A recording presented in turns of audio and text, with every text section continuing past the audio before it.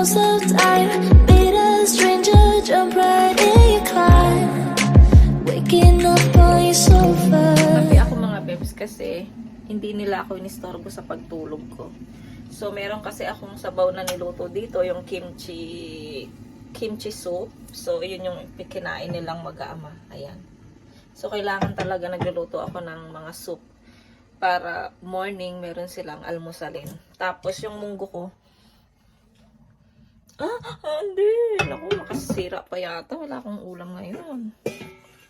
Ito naman yung isda ko. Baka pwede ko pa yung tanghalian mamaya. Pero yung munggo may amoy. Sayang naman. Nakalimutan ko ilagay sa ref. Ay. So, ayun, nakapagligpit na rin ako ng... Yung sa amin kasi pagka sa kwarto ka talaga matutulog at sa kama, mabilis ka lang makapagligpit. Ayan oh. Naligpit ko na yung sa akin.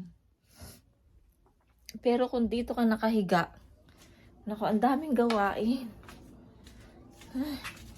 Hahakutin mo pa yung isa-isa mga babes. Ay naku, Lord God. Oh, ayan pa yung dinamitan nila oh. Buksan natin ito para yung amoy. Medyo pangit yung weather mga babes eh, kaya ganyan yung parang nakakatamad oh. Ang tsaka ng weather mga babes.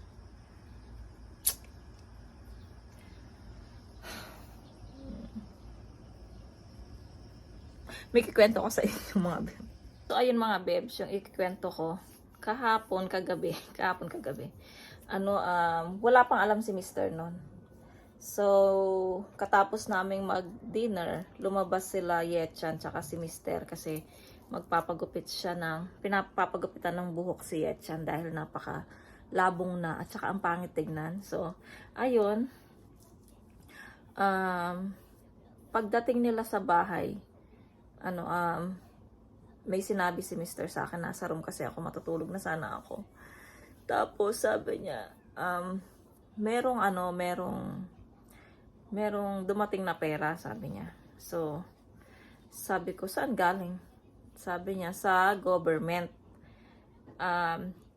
Kasi mga bebs, nagpa-register na siya noong May, dito sa City Hall ba yon? Tinatawag dito, kung City Hall nga yan. Ay nagpa-register registered siya doon.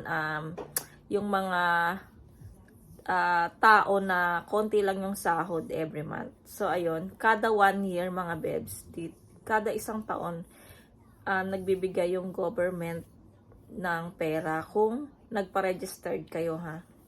Ayun. So, nagbigay yung government ng 4 million won. So, malaki-laki na yun, di ba? Laki-laki nun sa atin. 169. So, kinumpute ko siya. So, 169 yan mga bebs. Pero, sabi ni Mr. Ayan, sinabi ko sa'yo ha, kung di ko sabihin. Ganyan. Oo, pag di mo sinabi, sabi ko, lalayasan talaga kita. Joke. So, ayun, tumawa siya. Pero, yung pera na yan mga bebs, hindi rin yun hindi niya rin ako mabibigyan. Kasi, naalala nyo pagka minsan napapansin nyo mga bebs, sa vlog, minsan tumatawa siya, tapos yung wala siyang ipin dito, diba, sa harapan. So, yun yung problema namin. So, ayun, sakto, blessing. Magagamit niya yung pera na yon sa sa ipin niya. Pati si Yetchan kasi dito may problema din siya sa ipin niya. So, ayun, silang dalawang mag-ama. Gagamitin nila yung pera na yon para sa pag-iipin nila. So, at least may ipin na si Mister. Kasi dati, binigyan siya ng mga ate niya na binigyan siya ng tagwa 100 bawat ng ate niya, kuya niya, ganyan. So, nagpagawa nga siya ng pustiso, pero hindi niya hiyang, ano ba 'yun? Yung parang nalalaglag sa kanya, tapos ngayon nabasag siya. So, ayun, hindi niya na ginagamit kasi naiirita siya. Yung pag kumakain siya mga bebs, hindi siya makakain ng maayos. So, ayun. So, iba yung ipapagawa niyang ipin. Siguro yung, excuse me. So, yung ipapasok na talaga dito mga bebs sa gums natin. So, ayun, para kahit kumain man siya or wala siyang ay okay lang yung hindi siya malalaglag, hindi gaya ng pustiso. So ayun mga bebs, yung tapos nakwento ko sa mga friends kong Pilipina, ayun nagkagulo sila. Nagkagulo sila, so kakausapin nila yung mga asawa nila pag di daw aaway. Tawa ko ng tawa sa mga friends ko kagabi mga bebs, yung dalawa kay Merlin at saka kay yung isa kay kilala nyo na yun si Marites, si Janice mga bebs. So ayun, binigay namin yung kung anong tawag doon. So ipapakita nila sa asawa nila kung alam ba nila to. Kasi yun din, mahirap din ang buhay nila, ganun. Wala ding trabaho, yung may mga trabaho pero ayun din, mababa din yung kanilang mga sahod ng mga asawa nila. Kaya hindi ko alam kung siguro nagpa-register yun yung mga asawa nila, kasi si Mr. alam niya yan eh. So ewan ko lang sa mga asawa nila kung nagpa-registered nga sila or hindi. Kung nagpa-registered sila, meron silang makukuha mga bebs. Ayun, so ayun ang swerte ni Mr. Ayun, nagpa-registered siya at may nakuha siyang 4 million mga bebs. So ayun mga bebs, yung chika natin. So mag-aalmusal muna ako, tinapay, tapos yung aking Milo. So kakain muna ako mga bebs kasi marami-rami akong aking mga gawaing bahay. Pero alam nyo ba, saglit lang to sa akin. Wala tong easy lang to sa akin. Kasi sanay tayo sa ganyan mga bebs. Nung sa Philippines pa ako ang tigalinis sa aming bahay. Kaya sanay na sanay ako sa ganito mga bebs. So kakain muna ako.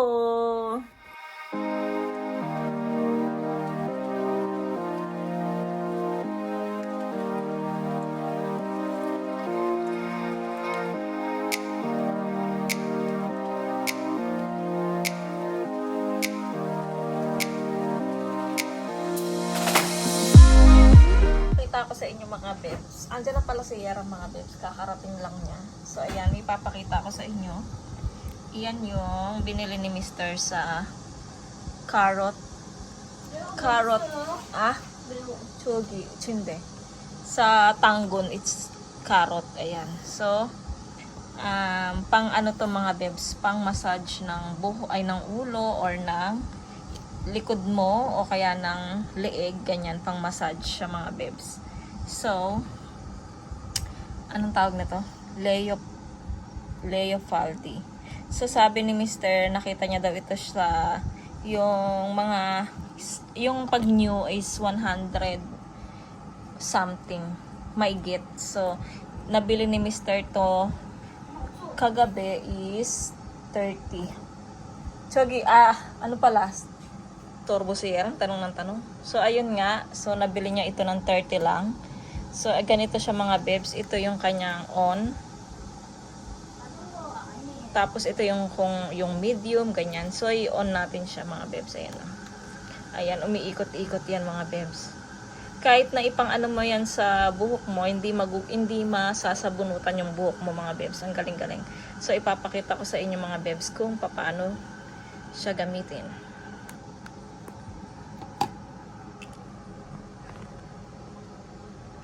So, ayan mga bebs, naligo tayo. Pasensya na, bruhan na yung hair natin. So, ginamit ko kasi siya. Naging ganyan yung buhok ko. So, ayan, try natin sa ating ulit sa buhok natin mga bebs. Ayan mga bebs, ganito siya. Nakaka-relax siya sa ating mindset. Joke. Oh, ang sarap-sarap. Pwede to sa batok. Alam nyo ba, ang sakit-sakit ng batok ko yung liig ko dahil siguro sa yung unan ko. So, ang sakit-sakit talaga niya. Kailan ba to? Nung kahapon nag-start siya. Ang sakit-sakit. Yung pag gumaganyan ako, ang sakit-sakit niya, yung batok ko. Hindi ako high blood mga bebs. Yung para siyang nangalay, ganun yung style niya. Yung parang stiff neck siya. So, okay din to mga bebs pang massage sa batok. Kaya, tingnan natin ha. Pasensya na kayo sa buhok ko mga bebs. Dry. O, diba? Oh, sarap. Parang nakakatanda yung salamin na to. Wait lang. Oh, saan 있는데 엄마? Huh? 뭐야? 풍선이 있는데? Oh, toge. 아니 만져봐. Oo. 이거? Oh. 어떻게 열어? So, ito na pala si Era. Binilan ko siya ng juice sa favorite namin coffee shop.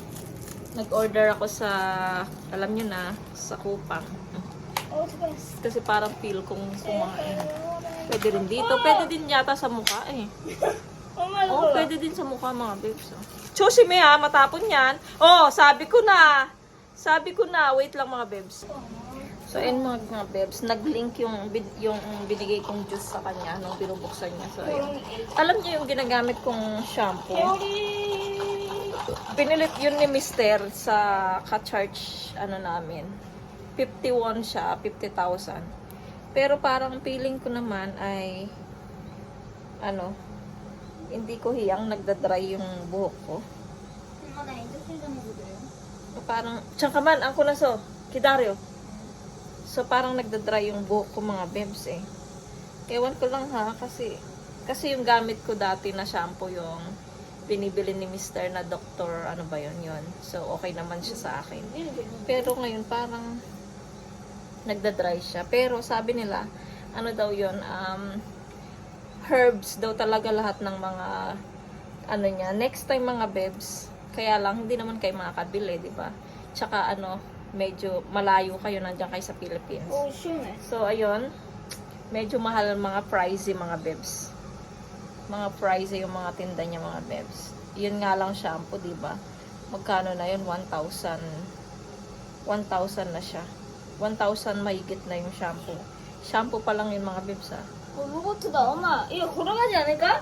So, ayan mga bebs. Mamaya na lang, massage ko muna yung aking 간다. 간다. ulo. 앞으로 간다.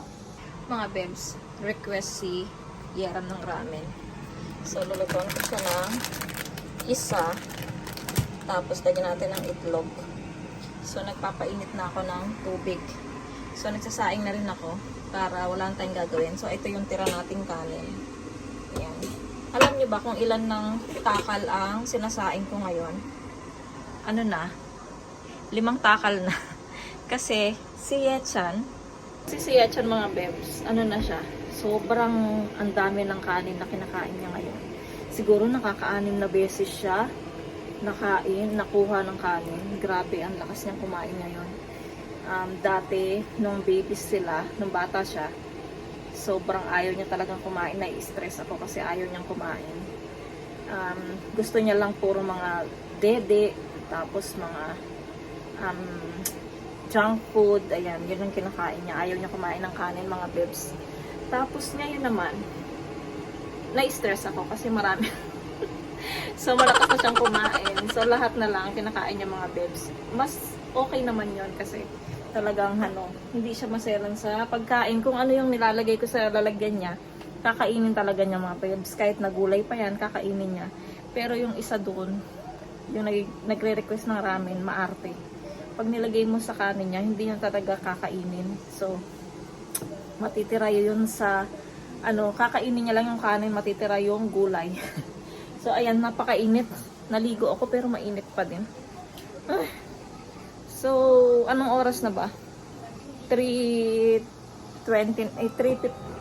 na pala mga bebs. So, si Mr. maaga rin uuwi yan kasi maaga din siya umalis kaninang umaga. So, ngayon, Wednesday, meron church. So, hindi ko alam kung sasama ba kami o hindi. Baka hindi, dito lang kami ni Yeram sa bahay online worship. So, ayun, mga bebs, wala tayong chika. Wala tayong kachika-chika today, mga bebs. Na-miss ko yung mga speaker ko. Naiwan kasi sa church, mga bebs. Kasi para sa Sunday, hindi na namin bibit-bitin. Ayan, para hindi mahirapan si Mr. Kawawa naman siya. Tapos, magbabaskin kami mga bebs. Hindi na doon sa may dagat. Dito lang mga bebs, malapit dito sa may market dyan. So, hindi dito sa park ha. So, dyan sa market, so tatawag si Mr. dyan. Mag-aano siya. Tatanong niya kung pwede ba mag-ingay dyan. Kung pwede bang mag-baskin dyan mga bebs. So, kapag natuloy yung baskin namin mga bebs, try nating mag-live. Try ko mag-live sa IG or sa aking Facebook mga bebs. Ayan. So, ilalagay natin dyan para makapanood kayo mga bebs. So, ayun lang mga bebs. Mamaya na lang.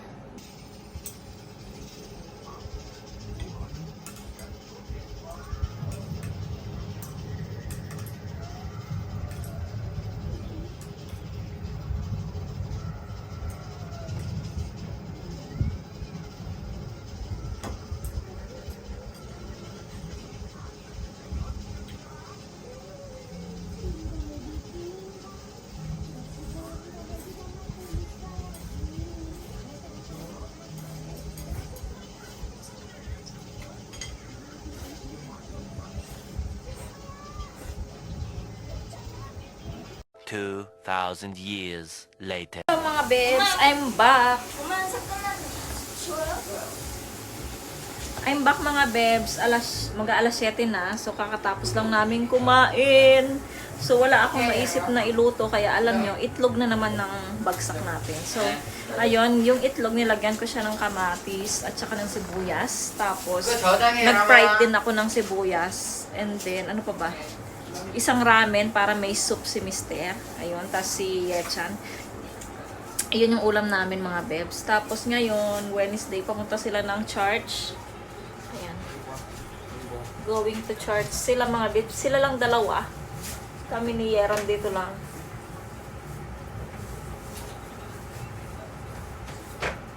Hello ka daw, may love sa vlog. Hello. Hello. This is my. This is my. So, ayan.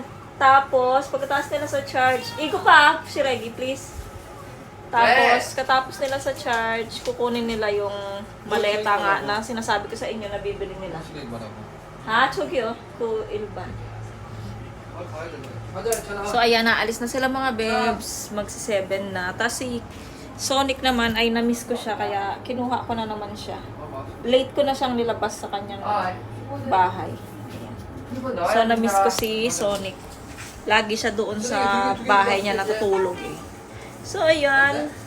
Medyo maagang umuwi si Yechan ay Yeram kanina. Si Yeram. Tapos bukas din medyo maaga din daw siya. So, buti naman. Kasi sobrang nakaka-boring mga bebs kapag ikaw lang talaga sa bahay, ikaw mag-isa. Nasanay ako ng isang buwan yata silang walang pasok. So, nasanay ako mga bebs ng 1 month na nandyan sila tapos biglang nag-school. No? So, ayan. Bye, my love. Ingat. Bye.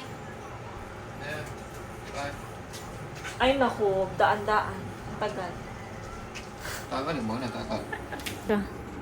Same siya ng anak niya si Yechan. Pag-aalis na, dun pa lang nila hanapin yung dapat nilang dalhin. Hindi yung ire-ready na nila. Ako yung nire-ready ko na lahat para hindi na ako pabalik-balik. Silang dalawang maganyan ng style nila. Hay, tas nakapaghugas na rin ako ng plato. Ako yung naghugas ngayon kasi Wednesday. Ako yung maghuhugas ng plato sa gabi. Pero pagka Monday, Tuesday, Thursday, Saturday, sila yung naghuhugas ng sa gabi, yung tapos na mag-dinner. Wednesday lang naman at saka Friday lang ako maghuhugas ng plato. Ayan, buti na lang alam nila. So, si Mr. minsan maghuhugas o kaya si Yechan, ganun. Si Yeram nandoon sa room, nasa computer, nanonood yata siya. Ewan ko kung anong ginagawa kasi mahilig sila sa soccer mga bebs. So, ayan, binuksan ko na yung aircon, sobrang init. Yung parang yung katawan mo parang ang lagkit-lagkit, ganun. So, kanina nag-test ako ng yung sa lagnat, yung thermometer. So, parang may sinat na naman ako, 37.3 siya mga bebs. So, yung mata ko ay mainit na naman yung pakiramdam ko. Tapos, ano pa ba? Ayun, kasi ngayon dito ko mga bebs, ang sakit-sakit dahil sa, ewan ko sa unan ba yan or na-stipnic ako. Sobrang sakit talaga nung isang araw, hindi ko maganyan, tas hindi ako makaganyan. Buti okay na siya. Pero ay, sakit pa rin ng mga mata ko. Kaya sinusuot ko to mga bebs. Akala nila to sunglass, pero ano to mga bebs, pang therapy to sa mata. Kaya nakikita nyo meron siyang mga butas-butas. Ayan, diyan ka lang makakakita mga bebs. At saka nakaka-refresh siya ng mata. So, magkano binili to ni Mister? To 200,000 won. So, mga 6,000. Hindi ko, tignan ko na lang dyan, lagay ko na lang dyan mga bebs kung magkano yung 200,000 won. So ayan, maya na lang mga bebs. Mga bebs, tapos na ang aming online worship. So mamayang konti mag-i-end na ako ng vlog pagdating ng anak kong si Yechan tsaka si Mister. Nanonood kami dito sa kwarto. So ayan mga bebs, mamaya na lang ulit, update lang. Naglagay ako ng face pack sa mukha kasi medyo stress tayo dyan. Stress. So see you later.